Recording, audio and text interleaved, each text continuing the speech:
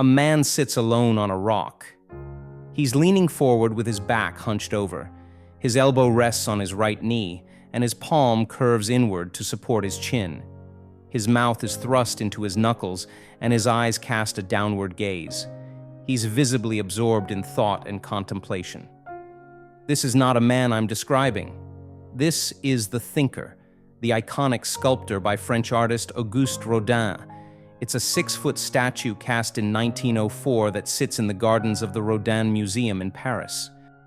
I paint an image of the sculptor with words that describe a person because, quite honestly, the thinker is a masterpiece that is so real in its depictions of the physical and mental toll the burden of our excessive thinking bestows on us. You see, whenever we want to create change in our life, whether it be as bold as entertaining the idea of starting a side project or as simple as considering buying a guitar to learn a new musical instrument, we engage in thought. Sometimes this thought simply crosses our mind as a cloud passes through the sky. Sometimes it lingers a little longer and we start ruminating on it. Other times we get so excited about it that we decide to research and expand on it so we can evaluate how easy it would be to implement it. And occasionally, we might go all out and take action on pursuing it. Those are the 4 stages we go through in order to create the change we wish to see in our life. First, we have a thought. Then, we contemplate it. Third, we put the idea into motion. And finally, we take action on it. Consider the idea of starting a new side project.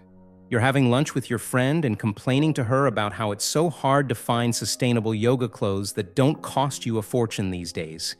She nods in agreement and then turns to you and says, "Why don't you start a sustainable and affordable yoga clothing line? You always mention to me how one day you'd like to launch your own label. Perhaps this is a good time to do it." A thought is triggered. You like the idea. The sound of it draws a smile on your face. Now you're curious. You're imagining what you'd name the brand. You're imagining the possibilities. You get excited. "Yeah, that's a cool idea. Maybe I should." You reply back. You decide to sleep on it. The next day, you wake up and go to work. You sit at your desk and sip your morning coffee. You run through the meetings, reply to a bunch of emails, and finish the day strong with another brilliant online yoga class. And right there and then, it hits you once again, why don't I start my own brand? You like that idea, you really do. Now you've arrived to stage 2, contemplation. That's where you begin to bounce the idea around in your head. At this point, the idea is just a thought that is being entertained. Nothing less, nothing more. The moment you open a laptop and start doing your research, reading up on sustainability, and learning more about the yoga fashion business, you've just entered the motion stage. This is where things start moving. At this stage of the journey, the thought is still what it is. A thought, an idea, a consideration that's being evaluated. But what truly creates change, what shifts the status quo, what moves you from what is to what could be, is action. Taking action. That's when you invest the money to start your business. That's when you sign the contracts. That's when your website is live for everyone to visit. For the lack of a better term, that's when shit gets real. So let's recap. Here are the 4 stages through which change is created. Stage 1, thought. Thousands of thoughts cross your mind on a given day.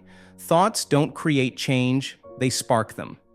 Stage 2, contemplation. Once you give attention to a specific thought, you've triggered it. You're engaging with it. You're feeding energy to it. That's the contemplation stage. Still no action, just more focused thinking. Stage 3, motion. Motion is when things start moving. When you're in motion, you're reading, learning, planning, preparing, and strategizing. Stage 4, action. Taking action is where the magic happens. This is where you execute. This is where you begin the physical practice of creating change. What exactly is the difference between motion and action? Motion is the preparation phase. Action is the practice phase. Motion facilitates action, but action is the behavior that delivers your desired outcome. Planning the articles you want to write in a given week is motion. Sitting down on your chair to write those articles, that's action. Reading up on the best strength training exercises is motion. Going to the gym for a 30-minute workout, that's action. Scoping out a list of 10 prospective clients is motion. Picking up the phone to call them, that's action. Searching for the best online Spanish school is motion. Registering for the class and showing up for it, week in, week out, that's action. Motion is the list of activities that makes you feel like you're getting things done, when in fact, all that you're doing is setting the stage to take action. You're preparing yourself to get something done. Action is when you leverage that motion to work toward the goal you wish to achieve. See the difference? Too often we spend our time in the motion stage. We download all the best writing apps, we brainstorm the ideas we want to write about, we create a writing schedule, all with the goal of writing our book, but we never sit down and write. We are in motion, but we don't take action. We find the best workout program, we buy a new set of gym clothes, we sign up to a new gym membership, all with the goal of getting back into shape, but we don't go to the gym to exercise. We are in motion, but we don't take action. If you want to create change in your life, you need to remember this one rule. Spend 80% of your time in action and 20% of your time in thought, contemplation, and motion. The thinker was lost in thought and contemplation. That's why Auguste Rodin depicts the thinker as a figure who is clenched by the tenderness of his inner struggles of thought.